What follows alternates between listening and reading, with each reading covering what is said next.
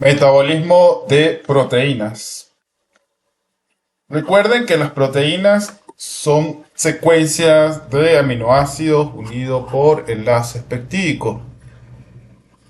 El metabolismo de proteínas comienza con la digestión a partir de las proteínas que provienen en los alimentos. Las proteínas son considerados macronutrientes. ¿Por qué? Porque se encuentra en cantidades considerables en los alimentos. Aparte, las proteínas ejercen su función tanto estructurales como funcionales en el cuerpo. Y por lo tanto, son necesarias y son esenciales para mantener a tope el funcionamiento de nuestro organismo. Generalidades.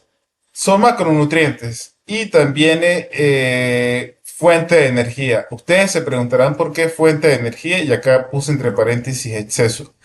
Cuando hay un exceso de proteínas en la alimentación, el organismo procede a utilizar los esqueletos de carbono de los aminoácidos como fuente de energía. Mayoritariamente entran en el ciclo de Krebs.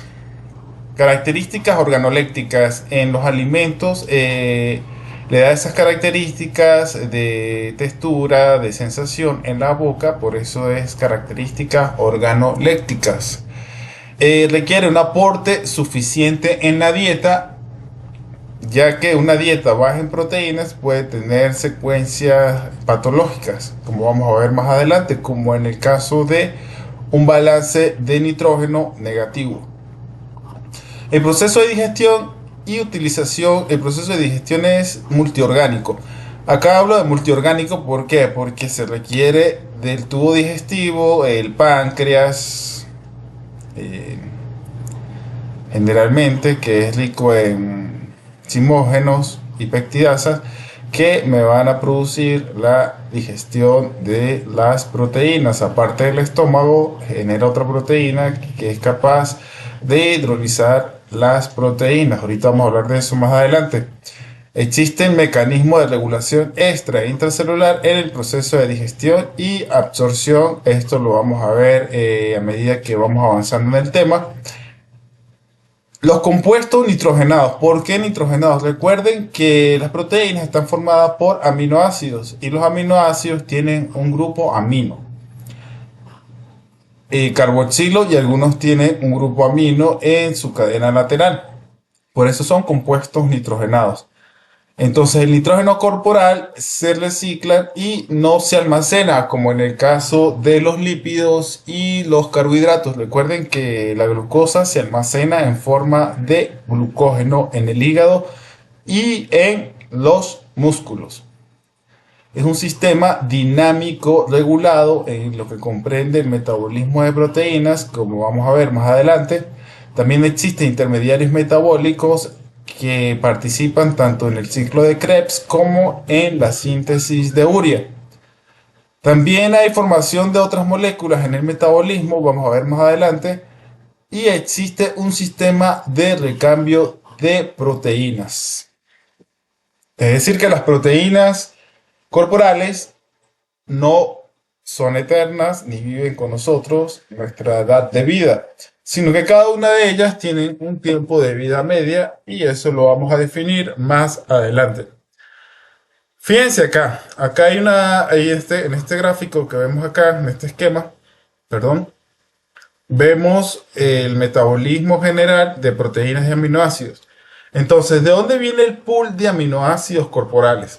Viene primero que nada de la proteína de la dieta, también del recambio intracelular y tenemos un pool de aminoácidos corporales. Recuerden que los aminoácidos tienen un esqueleto de carbón, incluyendo el alfa carboxilo y un grupo amino. Este grupo amino está formado acá de amonio. También puede estar en forma de amoníaco si está libre, y si está unido a un enlace carbono sería amino. Entonces fíjense acá, al descomponer los aminoácidos tenemos el esqueleto de carbono y tenemos el amonio. El amonio puede ser utilizado para la biosíntesis de otros aminoácidos, nucleótidos y aminas biológicas, mientras que el esqueleto de carbono está compuesto por alfa-cetoácidos y estos alfa-cetoácidos pueden entrar al ciclo de Krebs para su oxidación. Recuerden que el ciclo de Krebs es una vía común de oxidación de ácidos grasos, de carbohidratos, para la obtención de energía, es decir, para poder generar ATP. Recuerden que acá también hay un proceso de descarboxilación. Entonces, fíjense acá, el esqueleto de carbono puede servir para la síntesis de oxalacetato, que es uno de los últimos metabolitos del ciclo de Krebs, y el oxalacetato es un compuesto gluconeogénico, es decir, que a partir del esqueleto de carbono el hígado puede sintetizar glucosa. Vamos a seguir acá con el grupo amino. Entonces, el grupo amino sirve para sintetizar estos compuestos y para ser desechado en forma de urea. Entonces, se sintetiza un compuesto a nivel hepático que se llama carbamoil fosfato.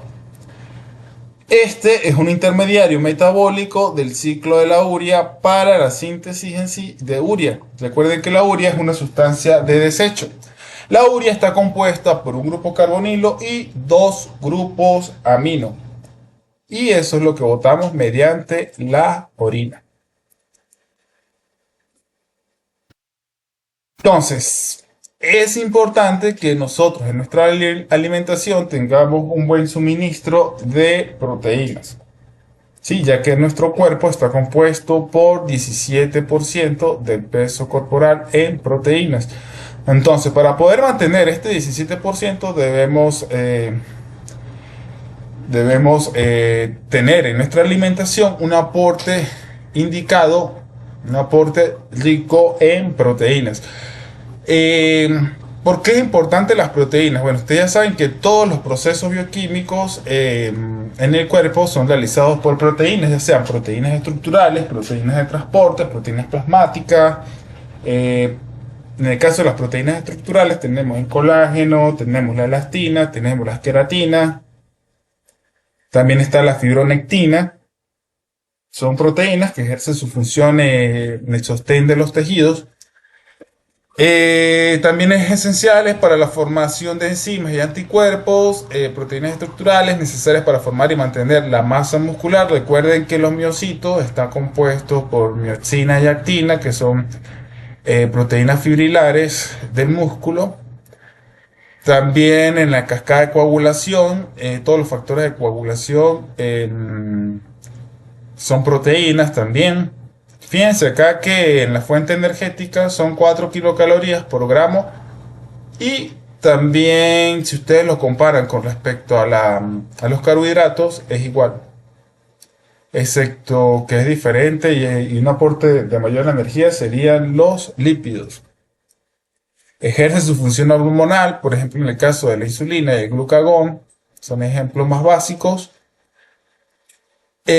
Participa en el equilibrio de líquidos. Esto lo vimos cuando vimos proteínas plasmáticas. ¿Por qué? Porque, por ejemplo, las proteínas plasmáticas, recuerden que una concentración indicada de proteínas plasmáticas y de albúmina en sangre evita los edemas y también participa en procesos visuales. Esto es a modo muy general, pero ustedes deben tener en cuenta en que las proteínas en nuestro organismo son las que llevan a cabo los procesos bioquímicos, tanto intra como extracelulares.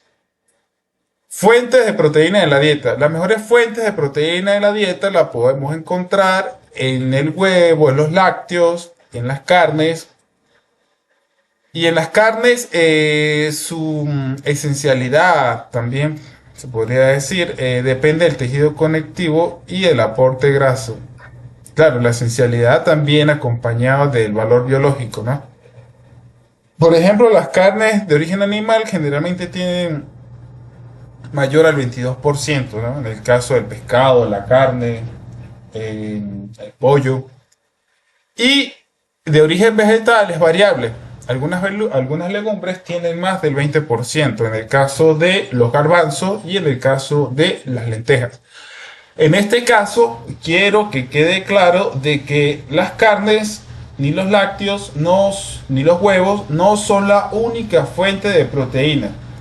También está la fuente de proteína vegetal. Sin embargo, para ello hay que tener algunas consideraciones que les voy a nombrar más adelante.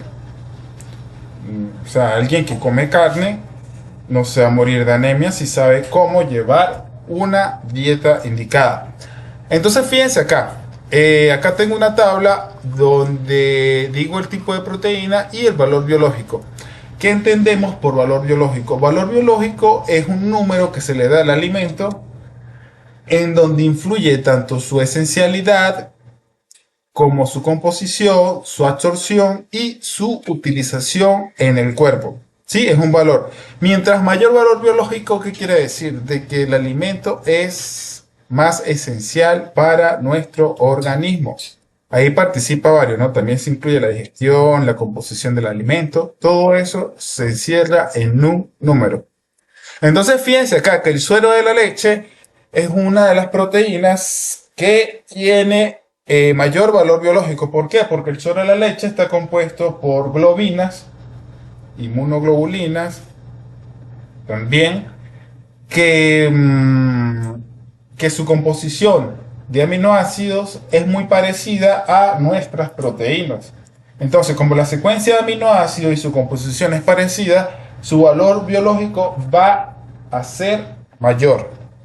En el caso, fíjense, del huevo entero es de 100, como vemos acá, mientras que la clara de huevo es 88. Fíjense acá que la clara de huevo simplemente es albúmino más el huevo entero. Recuerden que la amarilla del huevo tiene colesterol, tiene vitaminas del complejo B y otros compuestos grasos también para estimular la absorción de proteínas. Entonces fíjense acá que el huevo entero tiene un mayor valor biológico a la clara del huevo, que es solamente albúmina.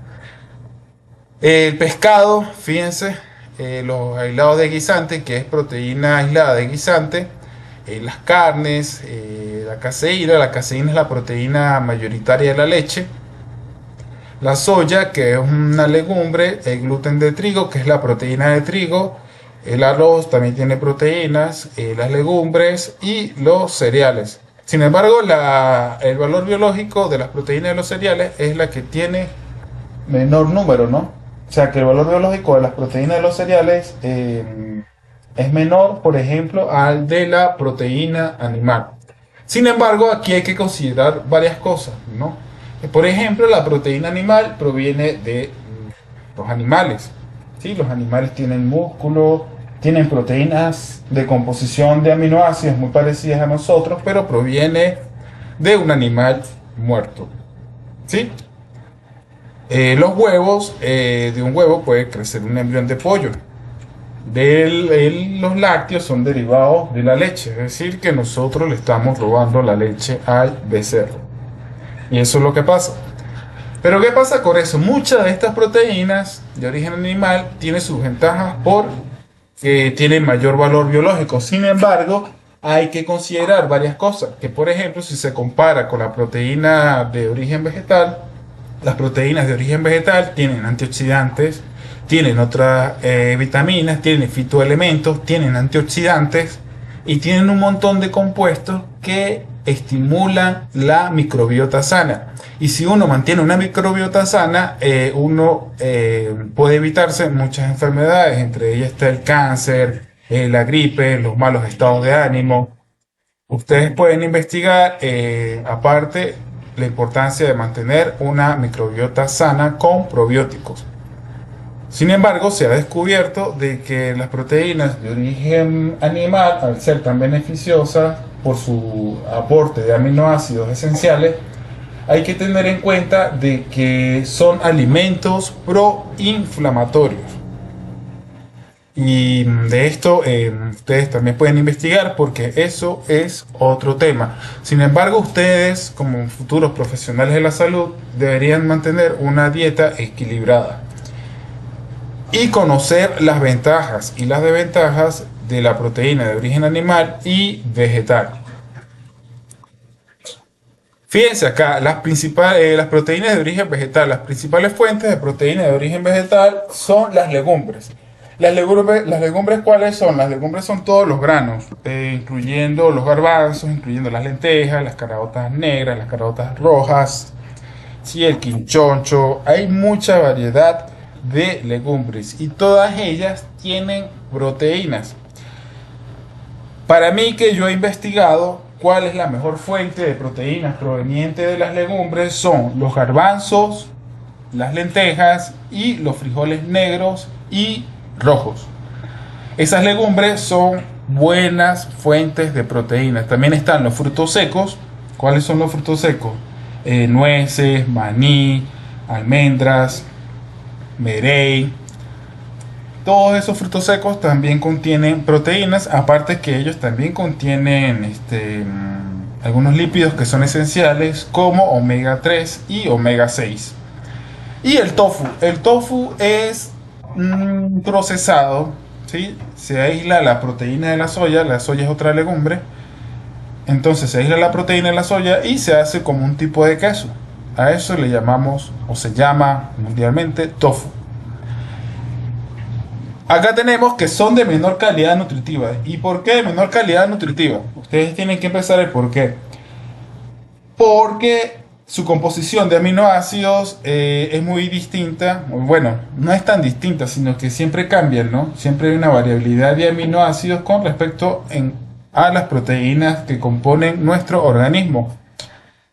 Y algunas de ellas siempre van a carecer de algún aminoácido. Pero esto se puede solucionar combinando los alimentos.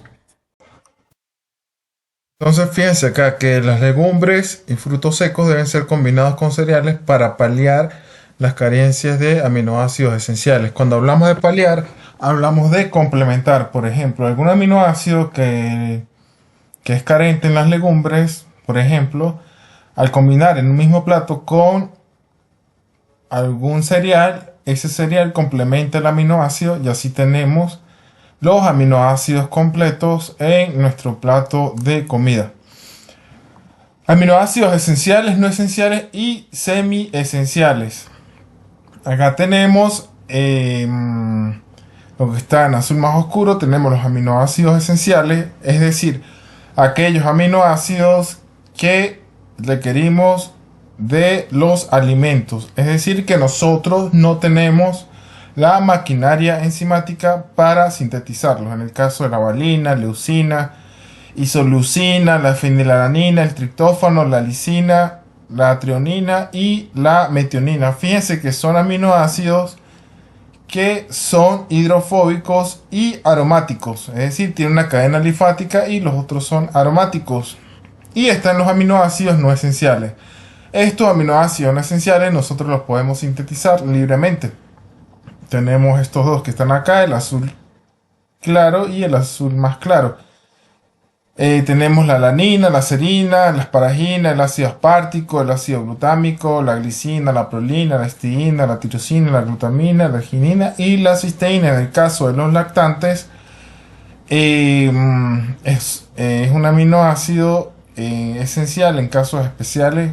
Por ejemplo, en los lactantes, los bebés, no pueden sintetizar histidina, por lo tanto, acá pasaría a ser un aminoácido esencial en el caso de los lactantes.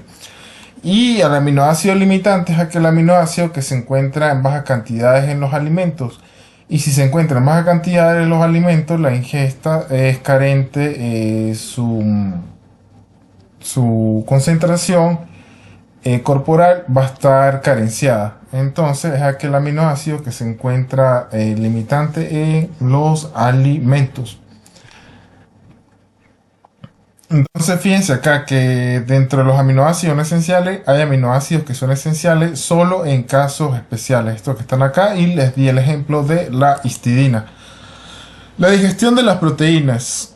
Es importante, primero que nada, la cocción de alimentos, porque la cocción de alimentos estimula la desnaturalización de la proteína. Por ejemplo, la clara de huevo antes era translúcida y ahora es amarilla al cocerlo. ¿Por qué se pone blanca? Porque hay una desnaturalización proteica. También la cocción, hablan del tejido conjuntivo de la carne y proporciona seguridad al momento del consumo. Es decir, la cocción elimina posibles patógenos que podemos adquirir mediante los alimentos. Fíjense algo acá, que la fuente exógena acá numéricamente es de 70 a 100 gramos. ¿Sí?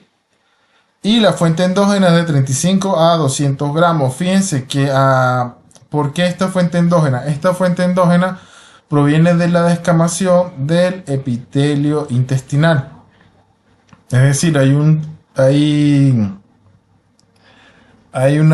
reciclado de los componentes celulares y una absorción de nuevo. Y de estos 70 a 100 gramos, 6 a 12 gramos sale sale por las heces, es decir, que no todo se absorbe. Y de estos 6 a 12 gramos, 1 a 2 gramos es nitrógeno. Entonces fíjense acá que el bolo alimenticio llega al estómago. Hay una enzima en el estómago que se llama pectina, que se encarga de hidrolizar enlaces peptídicos específicos. Luego esa digestión pasa al intestino, en donde el intestino ocurre la absorción de dipéptidos y tripéptidos y aminoácidos libres. Entonces fíjense acá, ¿por qué es importante el bajo pH del estómago? Porque desnaturaliza la proteína, la despliega totalmente y expone los enlaces peptídicos para ser atacado por la pectina. El pectinógeno es la forma inactiva de la pectina. Entonces fíjense acá, las células parietales, estas células parietales secretan ácido clorhídrico que produce la disminución del pH. Y las células principales secretan el pectinógeno, que es un zimógeno, es la forma inactiva de la pectina, que es una enzima con actividad pectidasa para romper algunos enlaces peptídicos que vienen de la proteína de los alimentos. Por otro lado, en el retículo endoplasmático rugoso de las células del conducto, en el páncreas secretan los zimógenos, ¿sí? Que es un jugo rico en pectidasa para poder llevar a cabo la digestión en el intestino. La digestión de proteínas requiere la salivación, requiere la masticación para tener una buena digestión, y la hormona gastrina estimula la secreción de pectinógeno, que es convertido luego a pectina, que es la forma activa, y esta enzima, una vez activa, rompe enlaces peptídicos en el bolo alimenticio en la mucosa estomacal. Entonces fíjense acá cómo es la digestión en el estómago. Es una digestión parcial, ¿sí? No es una digestión completa, que es llevada a cabo por el ácido clorhídrico y la pectina. El ácido clorhídrico desnaturaliza, despliega la proteína para poder que los enlaces peptídicos estén disponibles para la acción de la pectina. Entonces las proteínas de las dietas se desnaturalizan, ¿por qué? Por el ácido clorhídrico. Luego viene la acción de la pectina y a partir de esta digestión en el estómago se originan oligo y polipéptidos que estimulan la liberación de colicitoquinina en el duodeno. Ahorita vamos a ver la función de la colicitoquinina. Péptidos pequeños y aminoácidos libres liberan la gastrina en la mucosa gástrica. Vamos a ver cómo ocurre la transformación de pectinógeno a pectina. Primero que nada, las células, tenemos la mucosa estomacal. En ellas hay células principales y células parietales. Las células parietales, estimuladas por la gastrina, al igual que las células principales, las células parietales secretan ácido clorhídrico y las células principales secretan pectinógeno, que es la enzima en su forma inactiva. Entonces fíjense que el pectinógeno, al entrar en contacto con el ácido clorhídrico, se activa Entonces al activarse, ella misma se corta un péptido de 42 aminoácidos, se libera y se convierte en pepsina, que ya es la forma activa de la enzima. Y la pepsina ya está lista enzimáticamente, ya está lista, totalmente activa, para poder hidrolizar enlaces peptídicos específicos de la proteína de la dieta. Entonces fíjense acá que la pepsina es una endopeptidasa, es decir, que reconoce enlaces peptídicos dentro de la proteína. No es que ella va a hidrolizar cualquier enlace peptídico, sino va a hidrolizar enlaces peptídicos específicos al reconocer aminoácidos aromáticos, metionina, tirosina, fenilalanina y leucina. En el caso de los lactantes, ellos no generan pepsina, sino generan renina. Renina es otra proteína que se encarga de hidrolizar la caseína de la leche. ¿Por qué existe la renina? Para evitar de que la leche pase directamente al intestino, sino que es retenida en el estómago gracias a la acción de la renina. La renina funciona hidrolizando la caseína de la leche y formando un tipo cuajo. Y con esto evita de que la leche pase directamente al intestino delgado de los lactantes. Ahora vamos a ver cómo ocurre la digestión de proteínas en el intestino delgado. Para ello se necesitan dos hormonas claves. Estas dos hormonas claves son la hormona secretina y la hormona colicistoquinina. La hormona secretina es liberada con la llegada del contenido ácido al intestino delgado y estimula la secreción del jugo pancreático rico en bicarbonato. Es decir, que este jugo pancreático rico en bicarbonato ayuda a regular el pH, y una vez que el pH esté regulado, los zimógenos pancreáticos suelen activarse en el intestino delgado para llevar a cabo la digestión intestinal. Entonces, fíjense acá la hormona colicitoquinina estimula la liberación del jugo pancreático, que es rico en enzimas y enteropeptidasas. Ahorita vamos a ver cuáles son estas enzimas que conforman el jugo pancreático. Son estas que están acá. Fíjense algo acá, que las enzimas son liberadas del páncreas al intestino, pero las enzimas no están activas, sino que se activan en el intestino. Entonces las enzimas inactivas son llamadas zimógenos. Y cuando están activas, pues son enzimas activas que ya pueden llevar a cabo su actividad catalítica. Entonces vamos a ver cómo ocurre esta activación. Lo que está aquí en rojo son los zimógenos pancreáticos, ¿sí? El jugo rico en enteropeptidasas. Entonces está el tripsinógeno, el quimotripsinógeno, la procarboxipeptidasas y la proelastasa. Estos zimógenos necesitan ser activados para llevar a cabo su función enzimática. En la mucosa intestinal hay una enteropeptidasa que se encarga de activar el tripsinógeno y convertirlo en tripsina, que ya es la forma activa del tripsinógeno.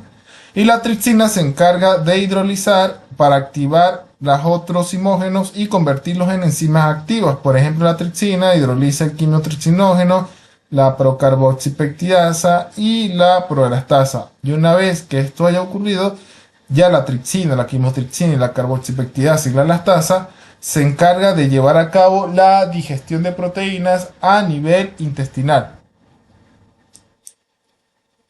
Fíjense acá, una vez que la tripsina, la quimotripsina, la lactasa y las carboxipeptidasa A y B están en su forma activa en el intestino, ellas reconocen, no es que ellas van a hidrolizar enlaces peptídicos libremente, sino que son muy específicas y reconocen secuencias de aminoácidos. Por ejemplo, la tripsina viaja por la proteína de la dieta y reconoce un residuo de arginina o lisina e hidroliza el enlace peptídico.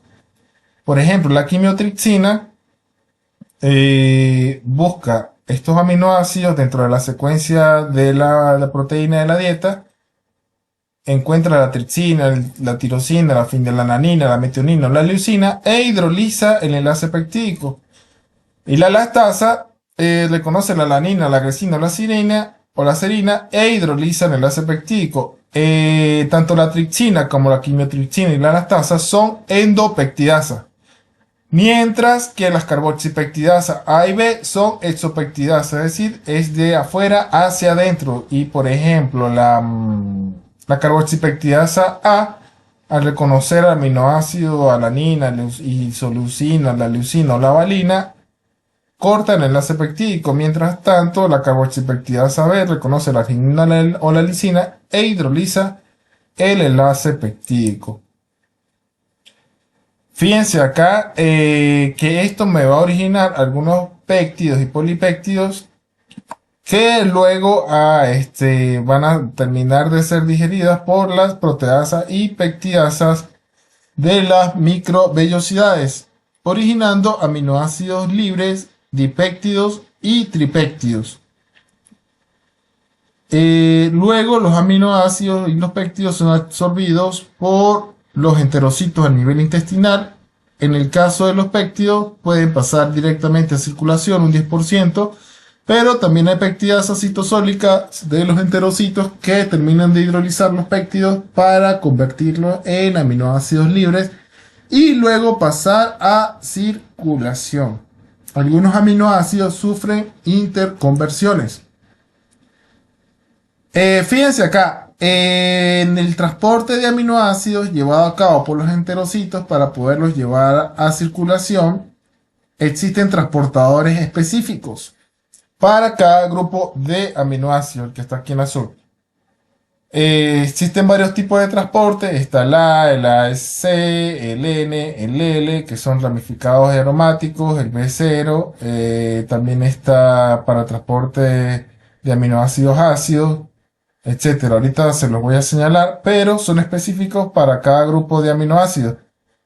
Y también hay un transporte específico para los dipéptidos y tripéptidos. Y también hay otro sistema de transporte por difusión facilitada, que este transporte por difusión facilitada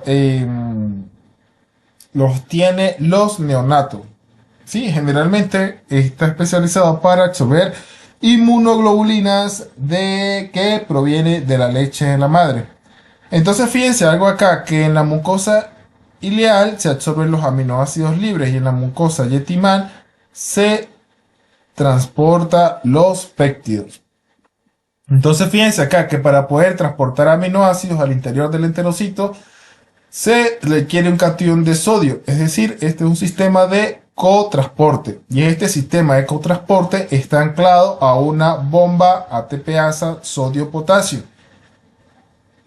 Para poder que un aminoácido ingrese al interior del enterocito necesitamos un catión de sodio. Entonces ingresa y para poder mantener el gradiente electroquímico del enterocito, la bomba ATPasa bombea 3 cationes de sodio e ingresa 2 cationes de potasio.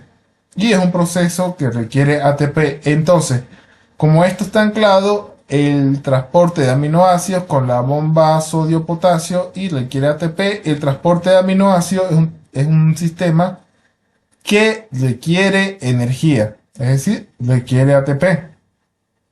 Una vez que los aminoácidos ingresan al enterocito, son llevados a circulación. Por otro lado, el transporte de dipéptidos y tripéptidos requiere de un hidrogenión o un protón.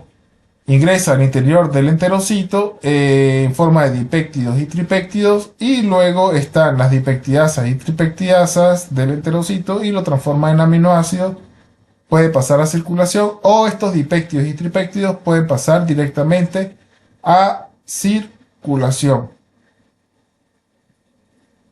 Entonces fíjense acá que es un transporte activo secundario dependiente de sodio para poder que los aminoácidos ingresen al interior de los enterocitos.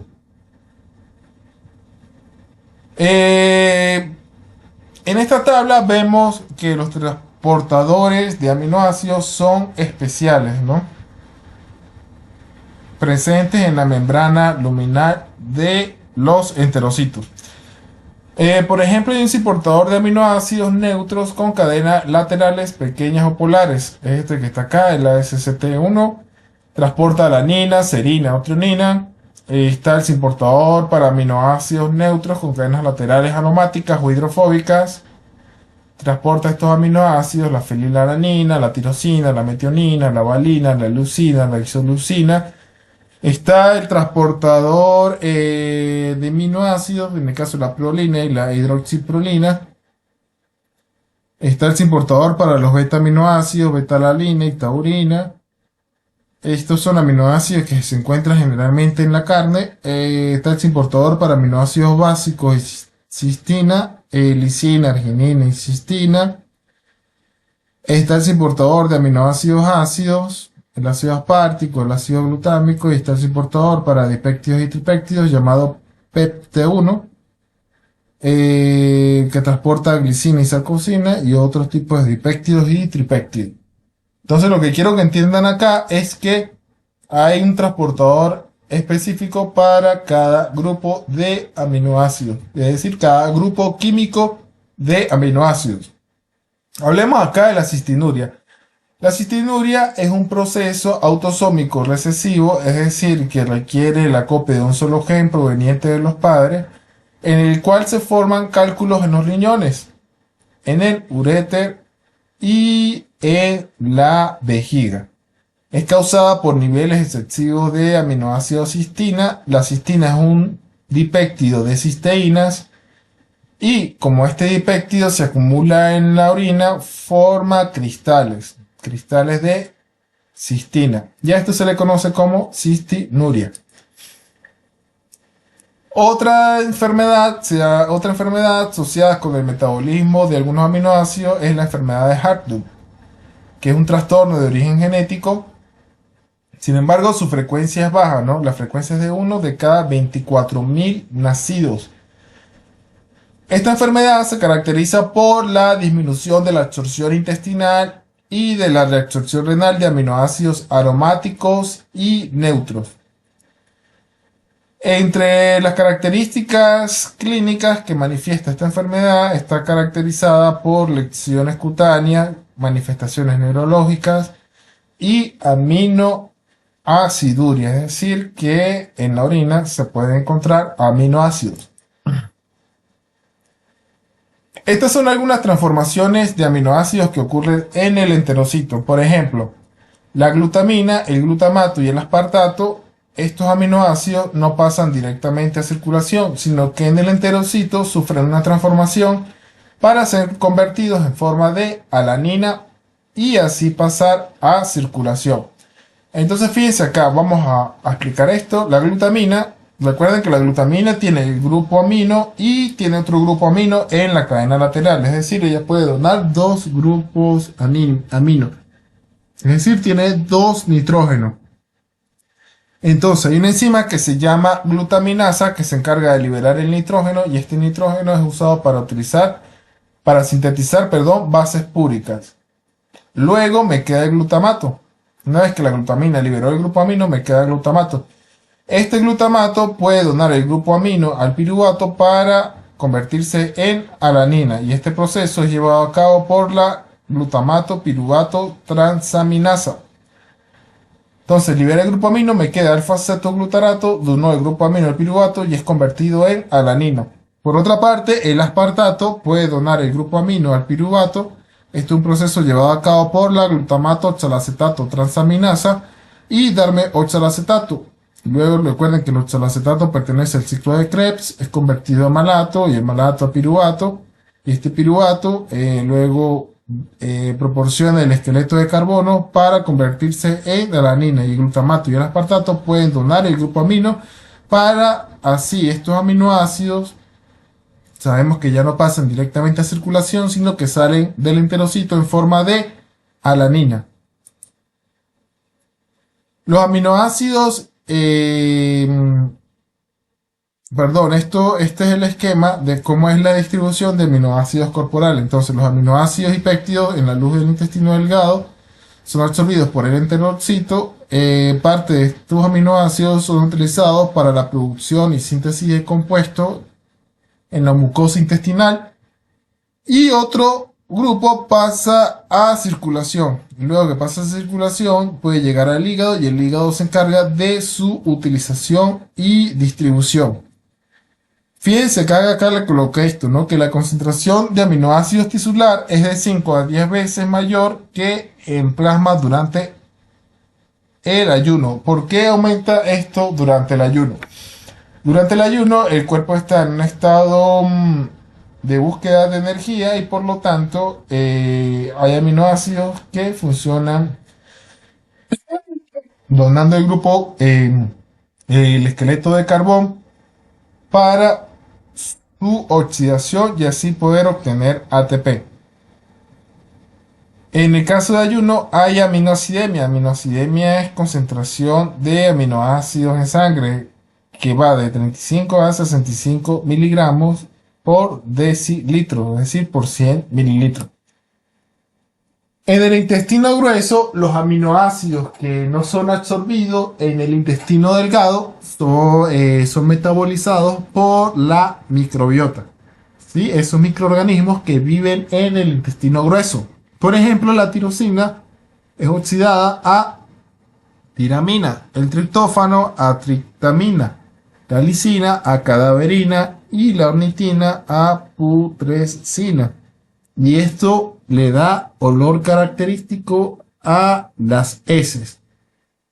Hay desaminasas de la microbiota que transforma también estos aminoácidos en imidazólico, en propienoico, en fórmico y también se producen productos volátiles como el metano, que son gases, y ácido sulfúrico.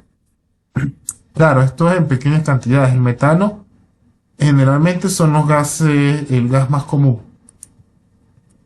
Estado dinámico de las proteínas corporales. Vamos a ver acá cómo el estado dinámico de las proteínas y el balance de nitrógeno está asociado con algunas patologías y algunas condiciones especiales. El pool de aminoácidos corporal, ¿de dónde proviene? De la síntesis de nuevo, de las proteínas de la dieta, de los tejidos, ¿sí? De la descamación de los tejidos. Este pool de aminoácidos puede ser utilizado para la síntesis de proteínas, de otras moléculas con grupos aminadas, como la porfirina, la creatinina, las purinas. Algunos del esqueleto de carbono son gluconeogénicos para la síntesis de glucosa. Y otro grupo donan este grupo amino en forma de amonio para la síntesis de urea. Las proteínas en nuestro cuerpo no son eternas, ¿no? Cada una de ellas tiene un tiempo de vida media, ¿sí? Sufren un recambio corporal, tanto intra como extracelulares. Entonces, fíjense acá este concepto. Este concepto nos define que la semivida proteica es el tiempo en el cual el 50% de las proteínas sintetizadas en un momento determinado se han degradado. Hay semividas cortas de 5 a 10 minutos en el caso de algunas proteínas, algunas hormonas que son péptidos, y algunas semividas más largas que pueden ser horas a días.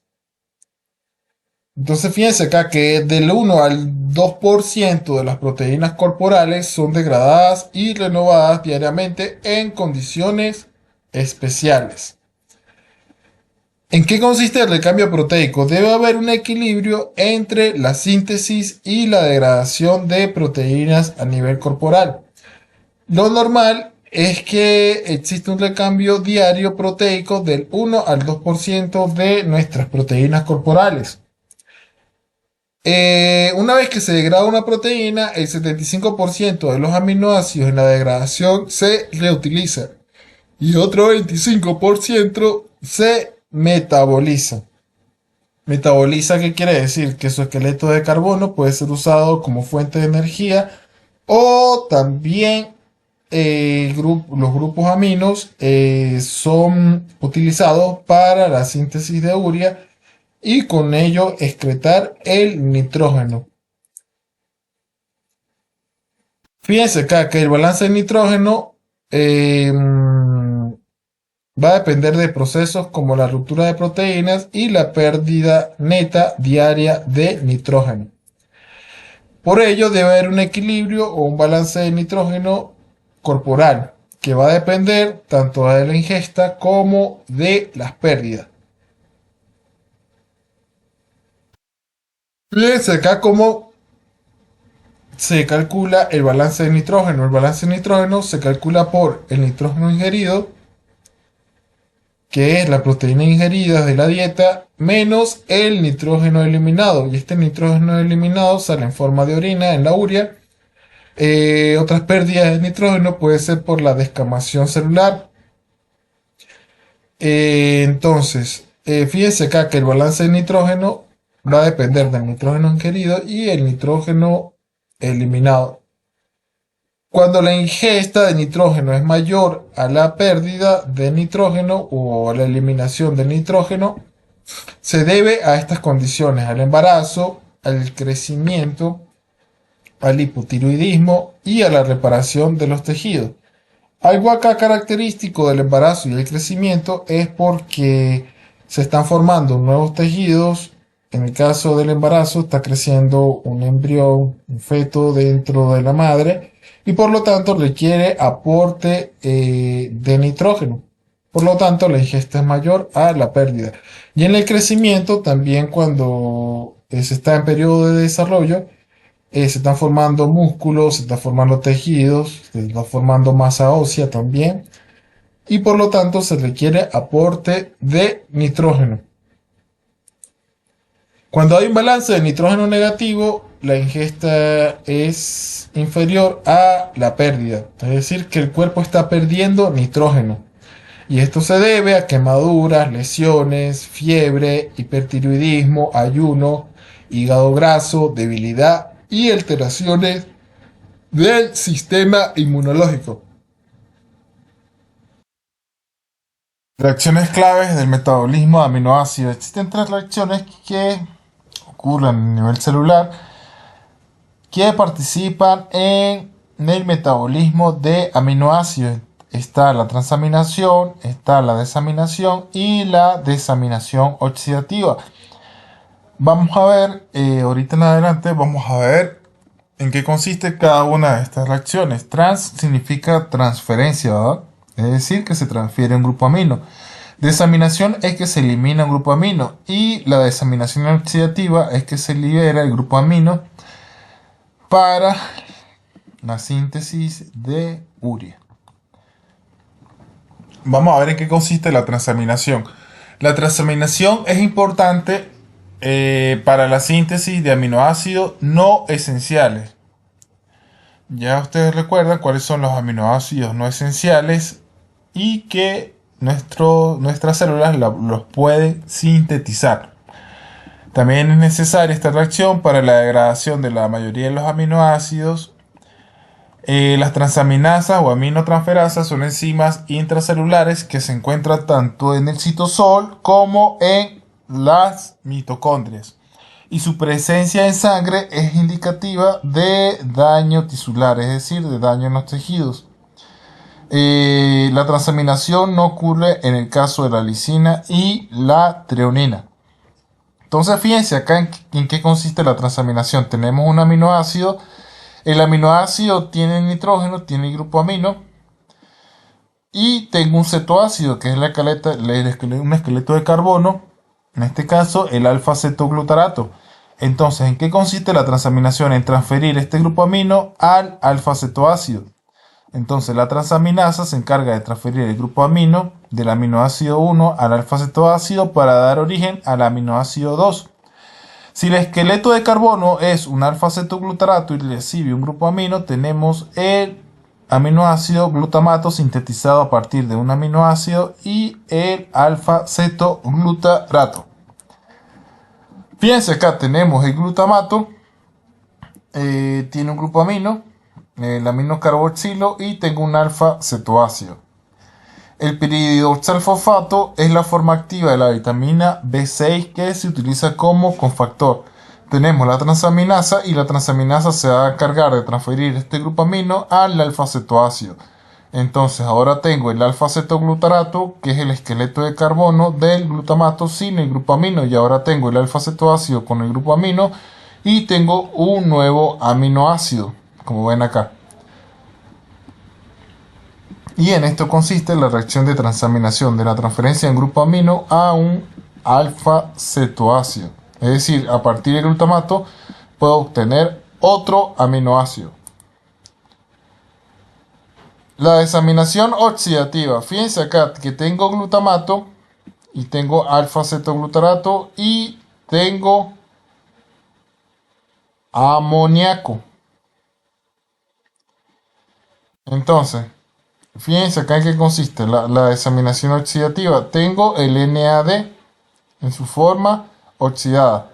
Estos electrones que están en el glutamato son transferidos al NAD para dar NAD en su forma reducida, NADH más H. Esto es un proceso que requiere también de una molécula de agua para dar alfa-cetoglutarato y liberar el amoníaco. Esta enzima se encuentra en la mitocondria y se llama glutamato deshidrogenasa. Esta reacción es llevada a cabo en el hígado y en el riñón. Fíjense acá que el amoníaco es tóxico, ¿no? Es tóxico a nivel celular porque puede afectar las estructuras de las proteínas.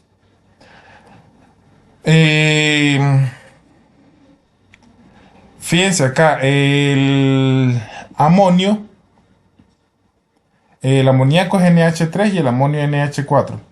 Ahí aclaro esto. El almacenamiento del amonio y la movilización requiere de estas reacciones de la transaminación, desaminación oxidativa y la fijación del amonio en la glutamina, y también requiere de la hidrólisis del glutamato y liberar el grupo amonio. Fíjense acá, tengo amonio. Estas reacciones de transaminación a partir del glutamato. Recuerden que el glutamato tiene un grupo amino. Entonces a partir del glutamato se puede sintetizar un nuevo aminoácido. Este grupo amino puede ser transferido a un alfa-cetoácido para dar un nuevo aminoácido y quedarme con el esqueleto de carbono, que sería un alfa-cetoglutarato. Por otra parte, el glutamato, mediante la desaminación oxidativa llevada a cabo por la glutamato deshidrogenasa, es transformado en alfa-cetoglutarato y libera el amonio mediante una reacción de óxido-reducción. Es decir, el NAD se encarga de recibir los electrones y protones que se liberan durante el proceso de desaminación oxidativa del glutamato hasta un alfa-cetoglutarato con liberación de amonio. Por otro lado, la glutamina, recuerden que tiene dos grupos amino, el alfa-amino y el alfa-amino, este que está acá, y el amino de la cadena lateral. Entonces, hay una enzima que se llama glutaminasa. Esta glutaminasa se encarga de liberar el amonio de la glutamina para darme glutamato. Y también hay una glutamina sintasa que lleva a cabo la reacción contraria, pero es un proceso dependiente de ATP que se encarga de fijar el amonio en el glutamato para darme glutamina. Y estas reacciones son necesarias para la movilización del grupo amino de estos aminoácidos que salen en forma de amonio. Ahorita más adelante vamos a ver que esta reacción es necesaria para la síntesis de urea, es decir, donar el amonio para la síntesis de urea. Aquí tenemos los requerimientos de aminoácidos en humanos. Están los esenciales desde el punto de vista nutricional. Esto que tenemos acá, está la arginina, la fenilalanina, la histidina, la leucina, la lisina, metionina, trionina, triptófano, valina. Y los que no son esenciales desde el punto de vista nutricional, que estos aminoácidos que están acá, nosotros los podemos sintetizar. Aquí hay este criterio de semi-esencialidad, ¿no? Que es desde el punto de vista nutricional, que es sintetizada a índices inadecuados durante el crecimiento en los niños. En el caso de la histidina, como les nombré al principio. Fíjense algo acá, que 10 de los 12 aminoácidos no esenciales se forman. Es decir, nosotros podemos sintetizar estos aminoácidos a partir de la glucosa y un donante de nitrógeno. Los aminoácidos no esenciales, estos que están acá, está la glicina, el ácido aspartico, el ácido glutámico, la serina, la prolina, la alanina, la cisteína, la tirosina y la asparagina y la glutamina. Se puede sintetizar a partir de la glucosa más un donante de nitrógeno. Aquí se excluye para estos dos aminoácidos en el caso de la histidina y la arginina. Entonces fíjense acá que los esqueletos de carbono de los aminoácidos derivados de la glucosa se producen a partir de intermediarios de la glucólisis y del ciclo de Krebs, es decir que pueden ser donantes del esqueleto de carbono. Recuerden que la glucosa no tiene nitrógeno ni sufre alguna nitrogenación durante su metabolismo, pero el esqueleto de carbono puede ser utilizado para sintetizar aminoácidos o para la interconversión de aminoácidos. Entonces fíjense acá que el 3-fosfoglicerato al recibir un grupo amino y liberar el grupo fosfato se puede convertir en serina, y la serina puede sufrir interconversión con la glicina. El piruvato, como lo vemos a nivel del enterocito, puede ser convertido en alanina. Por otro lado, el oxalacetato, el esqueleto de carbono, al recibir un grupo amino puede ser convertido en ácido aspartico, y el ácido aspartico puede ser interconvertido con asparagina. Por otro lado, el esqueleto de carbono proveniente del fosfonol piruvato puede dar fenilalanina, y la fenilalanina puede convertirse en tirosina, y la tirosina puede donar el esqueleto de carbono al ciclo de Krebs para formar fumarato. Y el alfa-acetoglutarato puede formar ácido glutámico, y el ácido glutámico puede interconvertirse con otros donantes, con otras enzimas, en glutamina, si en el caso dona otro grupo amino, en prolina y en arginina. Entonces fíjense acá que los esqueletos de carbono pueden ser utilizados para la síntesis de aminoácidos, o los aminoácidos donar el esqueleto de carbono para entrar en el ciclo de Krebs. Entonces fíjense acá, por ejemplo, en el caso de la biosíntesis de aminoácidos, en estos casos hay una transaminasa que se encarga de transferir a estos alfa-acetoglutarato, al alfa-isocaproico, al alfa-acetometilvalérico y el alfa-acetoisovalérico. Cada uno de ellos va a sintetizar, va a aportar el esqueleto de carbono para la síntesis de estos aminoácidos con sus transaminasas específicas. Estos esqueletos de carbono pueden ser donados en forma de acetil-CoA o propionil-cloral al ciclo de Krebs para ser oxidados.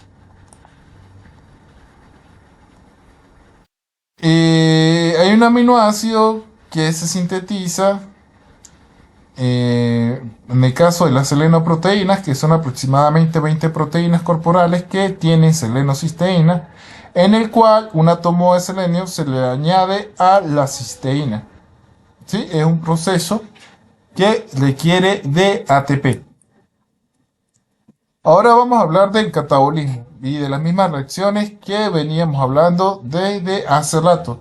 Entonces, ¿en qué consiste la transaminación? La transaminación en transferir un grupo amino de un aminoácido a un alfa-acetoácido para dar origen a otro aminoácido. Por ejemplo, tengo este aminoácido. Este aminoácido me va a aportar ¿qué? El grupo amino, y por lo tanto me va a quedar el esqueleto de carbono. Y este grupo amino que aportó este aminoácido lo tiene el alfa-acetoglutarato para dar L-glutamato.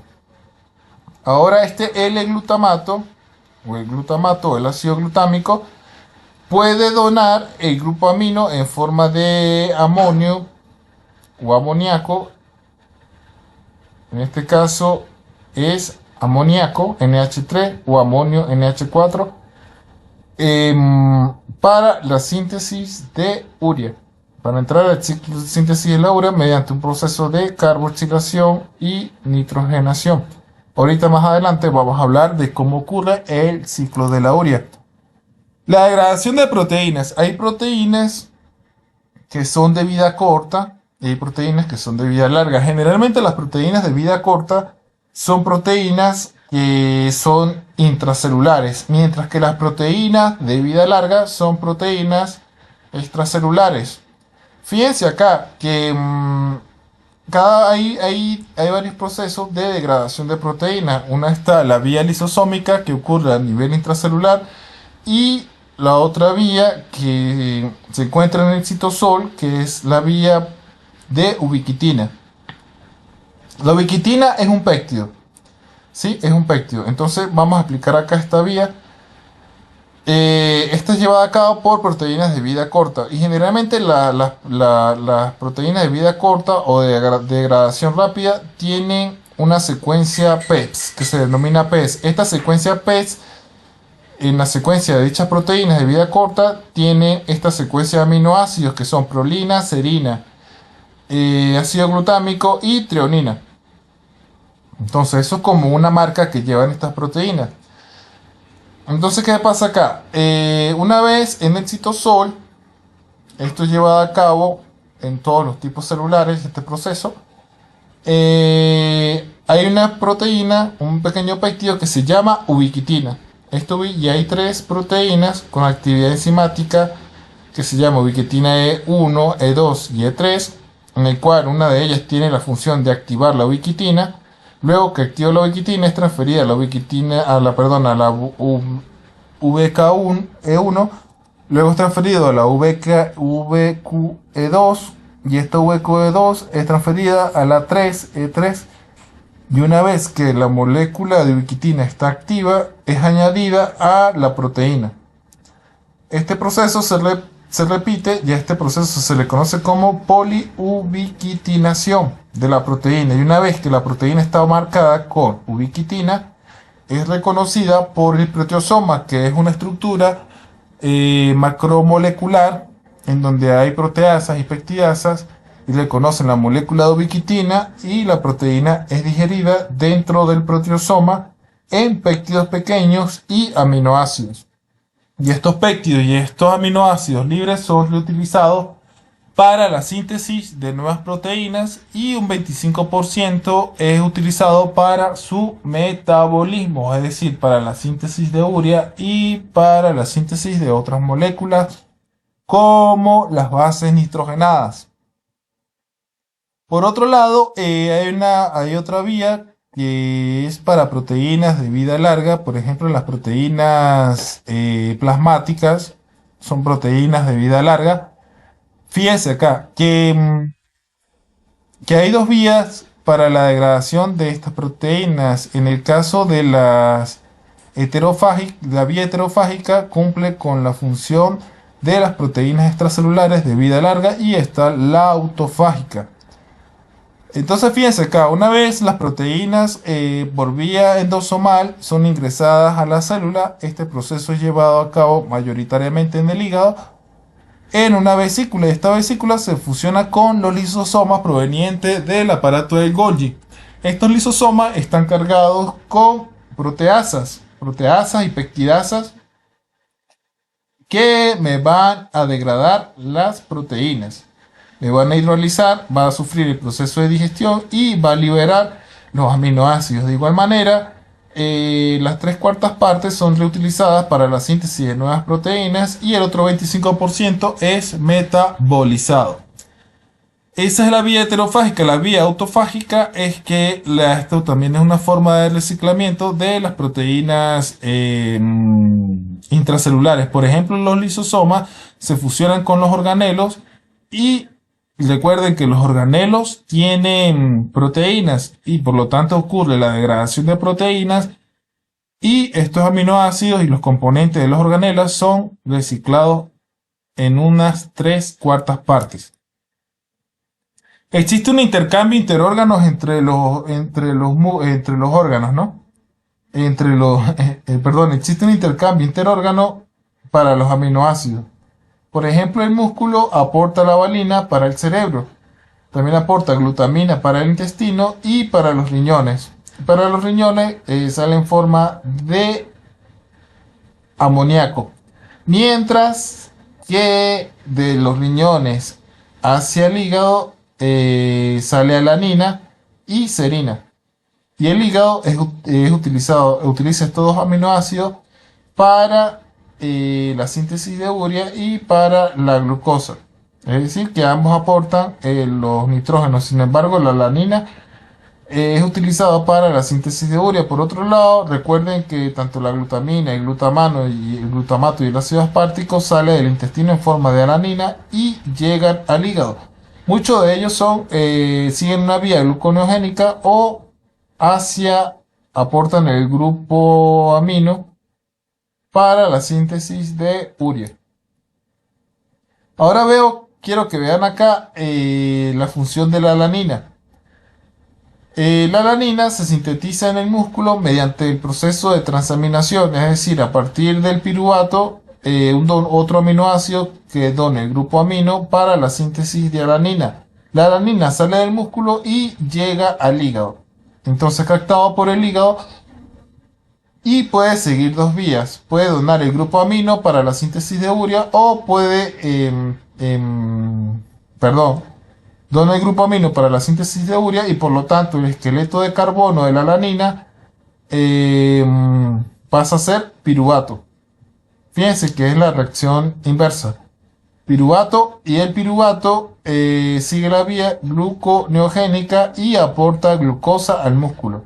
Entonces fíjense acá que tenemos glucosa, piruvato, alanina, piruvato, glucosa y a esto se le conoce como el ciclo de la glucosa alanina. Y esto es importante en el caso del ayuno, en periodos de ayuno ocurre este proceso. ¿Por qué? Porque, o en caso de restricción calórica, ocurre este proceso porque el esqueleto de carbono de la alanina puede ser utilizado en el hígado para la síntesis de glucosa. Entonces fíjense acá la importancia de la alanina y la glutamina. Estos dos aminoácidos son muy importantes porque son los principales transportadores de nitrógeno en sangre. Es decir, que como vimos en las gráficas anteriores, son donantes, ¿sí? Transportadores de grupos amino. Fíjense acá que aquí hay un resumen del intercambio de aminoácidos entre órganos justo después de la alimentación. Vamos a ver qué pasa con los aminoácidos después de la alimentación. El músculo secreta valina para el cerebro. También secreta glutamina para el intestino y riñón. Y la glutamina es utilizada por el intestino. Es interconvertido por el enterocito y luego pasa otra vez a circulación.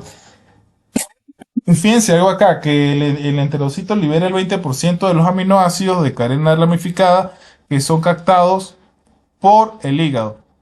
Y luego el hígado libera el 60% de los aminoácidos de cadena ramificada hacia el músculo. Y el músculo libera la alanina para el hígado. ¿Sí? Va a aportar el nitrógeno para la síntesis de urea o también puede, sigue esta misma vía para la síntesis de glucosa. Es decir, que también recuerden que las proteínas cumplen su función energética, ¿no? Y la alanina, ya saben ustedes, como les expliqué en la lámina anterior, es un aminoácido gluconeogénico. Biosíntesis de urea. Vamos a ver cuáles son las reacciones que están involucradas en la biosíntesis de urea. Es decir, la urea tiene su finalidad, ¿no? La molécula de urea tiene su finalidad de salir por la orina, ¿sí? De liberar los nitrógeno para mantener el balance de nitrógeno corporal. La reacción de transaminación, ¿en qué consiste? Que tengo un aminoácido, tengo un alfa-cetoácido, luego este alfa-cetoácido es necesario proviene de la liberación del aminoácido y este grupo amino es transferido a este alfa-cetoácido para darme un segundo aminoácido. En esto consiste la reacción de transaminación. Las transaminasas tienen un mecanismo enzimático. Por ejemplo, el piridoxalfosfato se encarga de unir el grupo amino del aminoácido que está aportando el nitrógeno, como ven acá donde le estoy marcando con el mouse, y una vez que done el grupo amino, en el caso de la alanina, me va a quedar piruvato y el grupo amino unido al piridoxalfosfato dentro de la enzima. Luego la enzima libera el piruvato y tengo un alfa-cetoácido. Entonces este alfa-cetoácido me va a recibir este grupo amino y ahora tengo que ácido glutámico. Fíjense acá la estructura de base de Schiff que se forma entre el piridoxalfosfato y el grupo amino de un aminoácido. Es que una base de Schiff se caracteriza por un doble enlace nitrógeno-carbono. Este que vemos acá.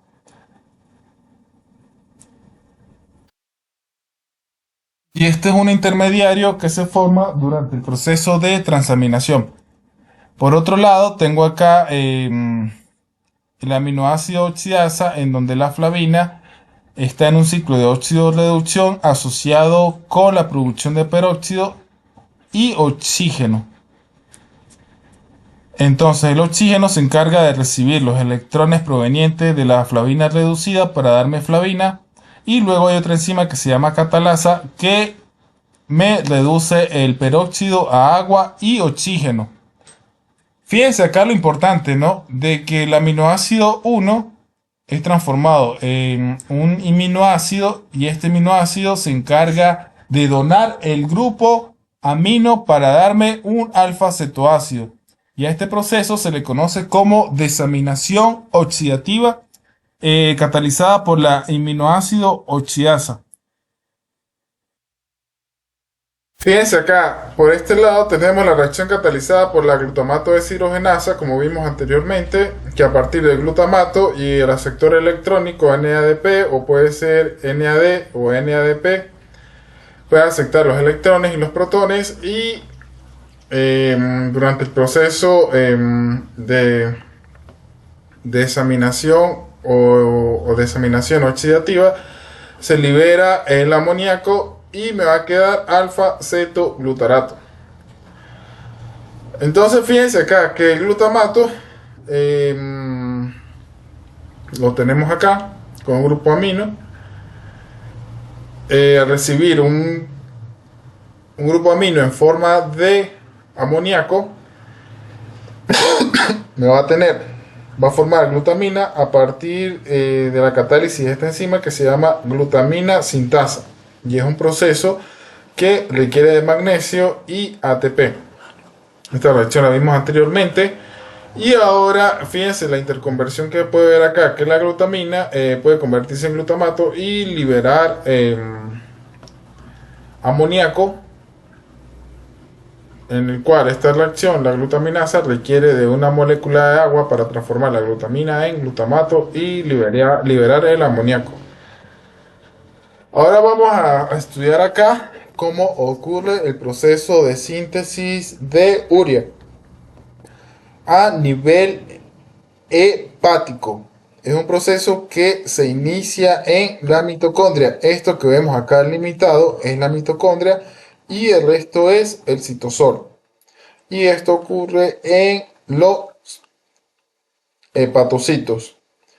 Entonces fíjense acá, el amoníaco y el CO2 me van a formar el carbamoil fosfato, ¿sí? Que es un compuesto que está fosfatado y tiene un carbono y un grupo amino.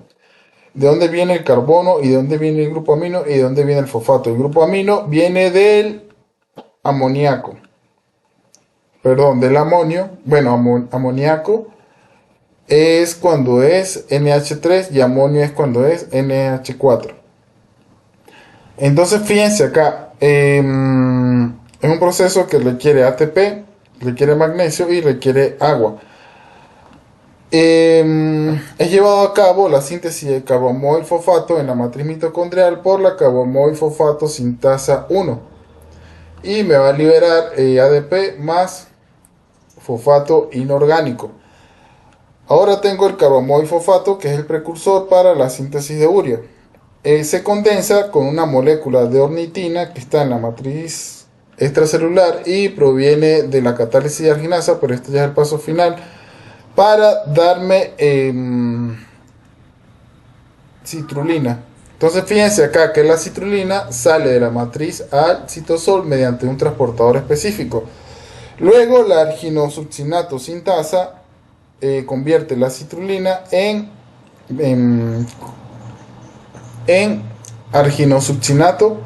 Entonces fíjense acá que hay un proceso de combinación entre la citrulina y el aspartato, y es un proceso que depende de ATP y magnesio para darme arginosuccinato. Ahora va a tener estos dos grupos aminos que están marcados en azul, y fíjense acá que en la matriz mitocondrial tengo estos los grupos aminos que van a ser liberados para la síntesis de urea, marcado en azul.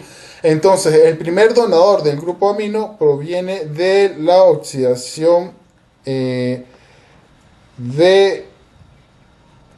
la reacción de transaminación oxidativa o de desaminación oxidativa, que ahorita vamos a ver, que va a donar el glutamato o la glutamina. Y el otro donante de nitrógeno para la síntesis de urea va a ser el aspartato. Ahora la citrulina en el citosol se me va a fusionar con se me va a condensar o fusionar con el aspartato. Es un proceso que depende del ATP y de la catálisis de la enzima de la arginosuccinato sintasa para darme arginosuccinato. Fíjense acá en azul tengo los grupos amino marcados.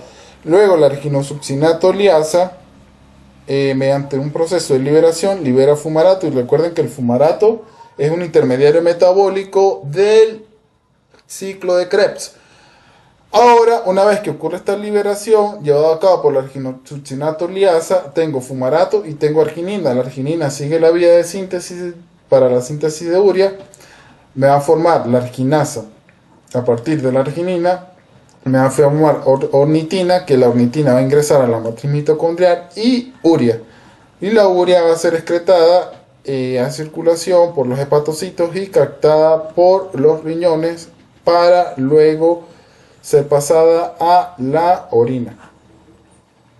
Entonces fíjense acá, es un proceso que requiere de ATP. Vamos a ver cuántas moléculas de ATP son necesarias. Para la síntesis de carbamoil fosfato en la matriz mitocondrial tenemos una molécula de ATP, y la arginosuccinato sintetasa requiere de otra molécula de ATP para sintetizar arginosuccinato.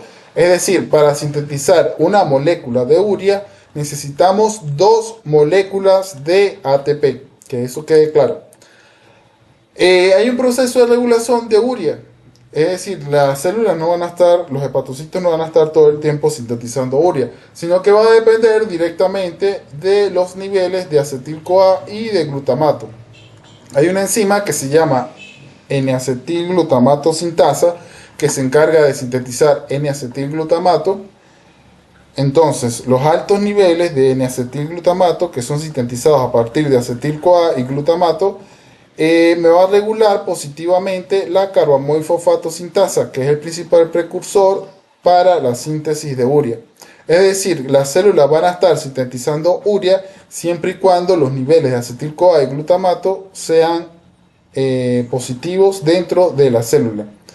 Es decir, si los niveles de glutamato están altos, ¿qué indica? De que los niveles de amino están altos. Y cuando los niveles de acetil-CoA están altos, ¿qué quiere decir? De que la actividad metabólica está alta. ¿Sí? Recuerde que el acetil-CoA es el principal precursor del ciclo de Krebs. Entonces, cuando hay un balance positivo, tanto de glutamato como de acetil-CoA, se sintetiza N-acetilglutamato, y el glutamato estimula la carbamoil fosfato sintasa, que es la primera enzima en la síntesis en el ciclo de la urea para la síntesis del carbamoil fosfato, que requiere CO2 y un grupo amino en forma de amonio, de amoníaco, perdón.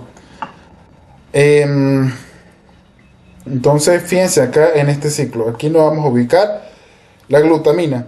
La glutamina ingresa a la matriz mitocondrial y es convertido en glutamato, es decir, libera una molécula de amonio.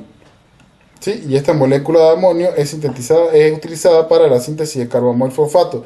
Por otro lado, dentro de la interconversión entre la alanina y la glutamina en el citosol del hepatocito, una vez convertido en glutamato, recuerden que el glutamato tiene un grupo amino y dona el grupo amino en forma de amoníaco para la síntesis de urea. Por otro lado, recuerden que una vez que done el grupo amino, queda el esqueleto de carbono y este alfa-cetoglutarato puede aceptar a partir del aspartato aminotransferasa para dar aspartato. ¿Sí? El oxalacetato se convierte en un alfa-cetoácido, pero luego al recibir un grupo amino se convierte en aspartato. Y este aspartato, recuerden que es el segundo donador del grupo amino en el ciclo de Krebs. Por otro lado, una vez que tengo esto, que estas reacciones ocurren en la matriz mitocondrial, tengo el grupo amino en forma de amonio. Luego este grupo amino en forma de amonio me va a sintetizar junto con el bicarbonato, me va a sintetizar el carbamoil fosfato. ¿Y el fosfato de dónde viene? Del ATP.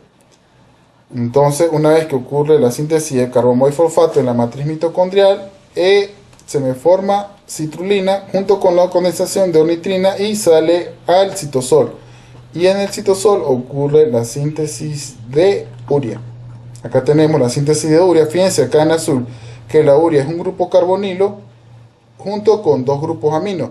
Fíjense que uno de los grupos aminos que está aquí en verde proviene del aspartato y el otro grupo amino que está en azul proviene de la desaminación oxidativa del glutamato o la glutamina. ¿Sí? Que esto quede claro. Entonces, ¿quiénes aportan los grupos aminos para la síntesis de urea? La glutamina o el glutamato o el aspartato. Enfermedades metabólicas asociadas al ciclo de la urea. Por lo tanto, estas enfermedades se deben a mutaciones o a baja producción de las enzimas asociadas a la síntesis de urea. Entonces, por ejemplo, un defecto en la carbamoil fosfatasa sintasa, un defecto en la ornitina carbamoil transferasa, en la arginosuccinato sintasa, en la arginosuccinato liasa, en la arginasa, pueden ser letales para la célula, ya que al acumularse el amonio a nivel intracelular es tóxico. Y si es tóxico y no hay síntesis de urea, puede ser letal y puede ser mortal. Aquí están otras enfermedades asociadas al metabolismo de los aminoácidos. Tenemos la fenilcetonuria. Entonces, fenilcetonuria.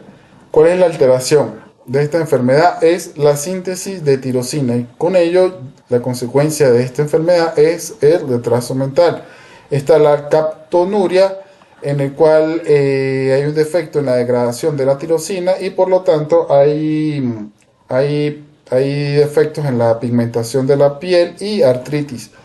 Está la alcaptonuria, en el cual es un defecto en la degradación de la tirosina y la pigmentación y la artritis. Ya lo había dicho anteriormente. Está la tirosinemia, la 1, la 2 y la 3, en el cual está asociada también a la degradación de la tirosina y se asocia con neuropatías y fotofobia. Está la arginemia,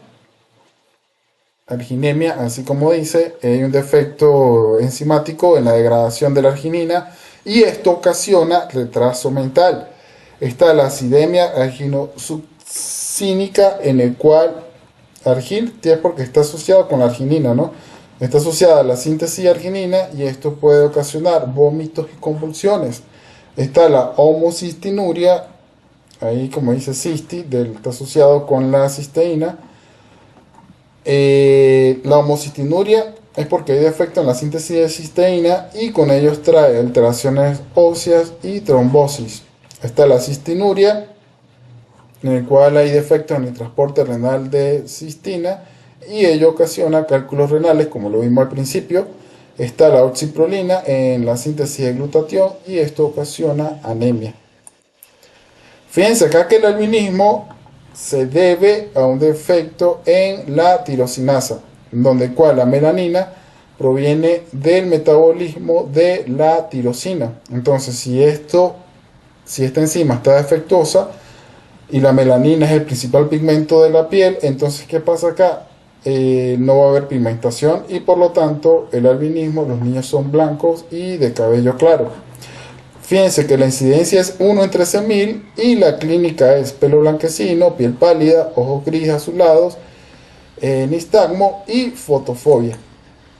La captonuria es producida por la deficiencia de esta enzima que se llama homogestizato dioxigenasa. Se presencia ocronosis, artritis y orina oscura, como vemos acá, y estas manchas oscuras en la piel. La homocistinuria se debe a una alteración en el metabolismo de la metionina, principalmente por esta enzima que se llama cistationina sintasa. Entonces, si esta enzima sale defectuosa por un defecto genético, se presenta miopía, miembros largos, como vemos acá, rodillas que se tocan, pectus excavatum, retraso mental, laxación del cristalino, aracnodactilia y otras clínicas que se presentan por la homocistinuria y es una enfermedad con herencia recesiva. Ahora hablemos de la creatina. La creatina, ustedes ya habrán escuchado que es utilizada por los fisiculturistas para dar energía y con ello, al obtener mayor energía, van a hacer mayor ejercicio de resistencia y con ello estimula el crecimiento muscular. Pero vamos a ver la parte bioquímica de la creatina. La creatina es un ácido orgánico nitrogenado, derivado de los aminoácidos arginina, glicina y metionina. Fíjense acá que la vía de síntesis es llevada a cabo en el hígado, páncreas y riñón. Y el 90% de la creatina se almacena en los músculos como forma de fosfocreatina. Recuerden que al igual que el ATP tiene 3 enlaces fosfatos de alta energía. Entonces la fosfocreatina va a tener un enlace fosfato de alta energía y esto va a ser utilizado para la síntesis de ATP, es decir, va a funcionar como un reservorio de fosfato y aparte un enlace fosfato de alta energía. Como vemos acá en la figura, por ejemplo, tenemos la creatina, pero una vez que la creatinquinasa fosforila la creatina, vamos a tener fosfocreatina. Entonces, como tengo este grupo fosfato, a partir del ATP se me va a formar ATP y es una reserva energética adicional que vamos a obtener a nivel celular para aportar energía a las reacciones metabólicas que ocurren en la célula. Fuente de creatina. Se encuentra en carnes, pescados, huevos, leche, así como en suplementos dietéticos. Es decir, que se encuentra en las proteínas de origen animal. Sin embargo, se han hecho estudios que al parecer el café inhibe el efecto de la creatina. Ahora la creatinina. La creatinina es el producto de degradación de la creatina y de la fosfocreatina. Es filtrada por el riñón y se elimina por la orina. Es decir, que la creatinina se puede detectar en la orina y es útil para valorar la función renal. Es decir, el filtrado glomerular, a ver qué tal está filtrando los riñones. Sus niveles son mayores en hombres por su masa muscular, es decir, que a mayor masa muscular se va a producir mayor creatinina. ¿Y proviene de dónde? Proviene la creatinina de la creatina y de la fosfocreatina. Vamos a ver cómo ocurre el proceso de síntesis de la creatina. Fíjense acá que tenemos las células del riñón, ¿no? Tenemos la glicina y la arginina para dar guaninoacetato y me libera ornitina. Y este proceso es llevado a cabo por la glicinoaminotransferasa para darme guanidinoacetato. Este guanidinoacetato es liberado a circulación y captado por el hígado, por los hepatocitos. Y una vez que es captado por los hepatocitos, hay una enzima que se llama guanidinoacetato metiltransferasa, esta que vemos acá, junto con la adenosilmetionina en su forma oxidada pasa a ser reducida para formar creatina. Es decir, el hígado, los hepatocitos sintetizan la creatina a partir de guanidinoacetato. Una vez que la creatina es sintetizada en el hígado, es liberada y pasa a las células, ¿sí? Es liberada a circulación. La mayor parte de las células requieren creatina, pero mayormente los miocitos, el tejido muscular, es el que mayor requiere por la demanda energética. Entonces, una vez que tenemos la creatina dentro de la célula, hay una enzima que se llama creatinquinasa que se encarga de transferir un grupo fosfato a la creatina para tener fosfocreatina, y esta fosfocreatina va a ser mi reserva energética porque tiene un enlace fosfato de alta energía. Entonces fíjense acá que la creatina puede ser usado por los adipocitos, por los espermatozoides, por las células inmunes, por el cerebro, por células cancerosas, por el músculo y por los fotorreceptores en el caso del ojo. ¿Sí? Todos estos células le quieren creatina, ¿sí? Lo tienen como reserva energética por el grupo fosfato que tiene la fosfocreatina, que puede ser donado para la síntesis de ATP y con ello obtener una reserva energética adicional. Y también participa en la termogénesis. Entonces, fíjense acá que tengo la fosfocreatina fosfatasa, para que me transforma la fosfocreatina en creatina y me libera un pirofosfato. Por otro lado, una vez que ingresa a la matriz mitocondrial, participa en la cadena de electrones. Entonces fíjense acá que tenemos la creatina, una vez ingresada en la matriz mitocondrial, es transformado en fosfocreatina por la creatinquinasa. La fosfocreatina es transformada en creatina por la fosfocreatin fosfatasa para liberar un pirofosfato. Entonces, una vez este fosfato puede ser utilizado para la síntesis de ATP. Entonces, fíjense acá que tenemos la fosfocreatinquinasa, en donde ella puede transferir, por ejemplo, a partir del ATP, sintetizar ADP para darme fosfocreatina. Entonces fíjense acá que ella va a participar en el intercambio de fosfato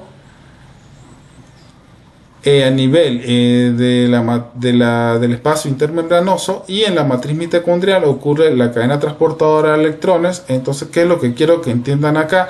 De que la fosfocreatina va a estar asociada a los niveles de ATP y ADP dentro de la mitocondria. Y con ello ese grupo fosfato de alta energía puede ser utilizado para la síntesis de nuevo ATP. Por ejemplo, en el caso de las células del sistema inmune, el interferón, que son moléculas de señalización, y la interleuquina 4, esto es la célula macrófago. Entonces fíjense acá que el interferón gamma y la interleuquina 4 pueden actuar sobre el macrófago. Entonces el interferón estimula la fosforilación de la creatina para tener fosfocreatina. Esta fosfocreatina proviene de su ingreso de circulación, y la creatinquinasa se encarga de fosforilar la creatina. Entonces fíjense acá que la creatinquinasa, por otro lado, a partir de ADP y creatina, puede sintetizar ATP y liberar la creatina.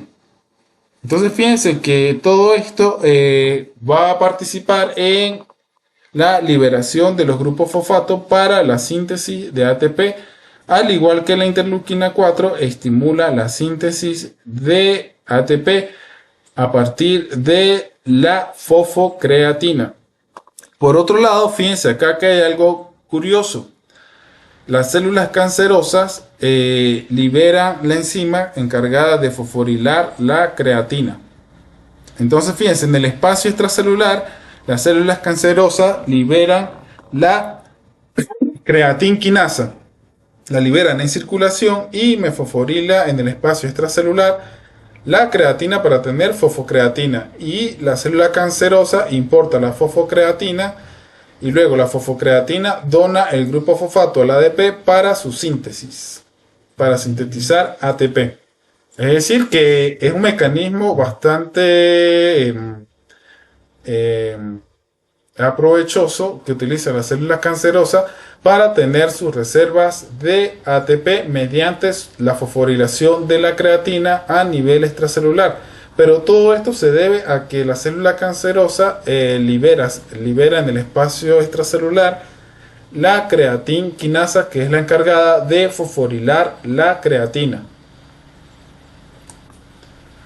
La degradación de la creatina. Fíjense que hay una degradación que